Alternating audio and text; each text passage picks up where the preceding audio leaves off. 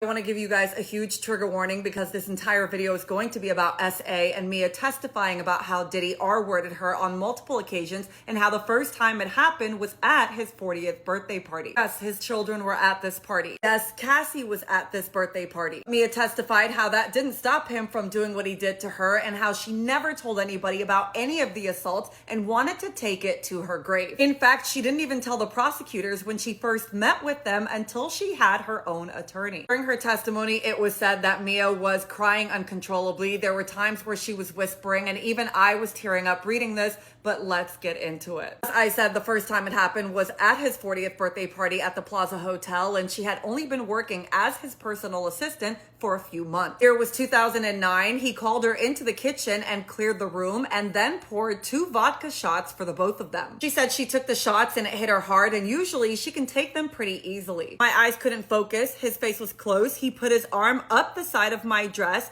and he kissed me. Did you want him to? She said no. Were you able to say no? I was shocked. I froze. I didn't process what was happening. Next thing I knew, it was morning and I was in a chair in the penthouse. Diddy has so many lawsuits against him where people have accused him of doing stuff like this, and this is the first time someone's testifying to it, and it only gets worse from here. She said she had looked at Diddy as a boss or a king, and her expectation was it was a one-time thing, it would never happen again. She talked about a time where he made her feel uncomfortable because she was told to carry his bags to his room, and downstairs was Uncle Paulie. He said, I brought the bags. He asked me to pull up something on his computer. He came and sat next to me, leaned over me as if he was to put his face in the computer, like in an uncomfortable way. She said she pretended like she needed to go to the bathroom and left the room. Next time he R-worded her was at the Beverly Grove house in LA. It was 2009 or 2010 and she was sleeping on the bottom bunk, and as you know, she wasn't allowed to lock her door. I woke up to the weight of a person on top of me. It was Puff. At this point, her voice was breaking and she said that he undid his pants and R-worded her. He said, I just froze. It was very quick, but it felt like forever. He said, but he wouldn't leave a job unfinished. And then they said, is this when it would end? And she said, yes. He said the next time was at his Beverly Crest house and she was in his bedroom closet putting stuff in his bag. Entered the closet, exposed himself, and then forced her to do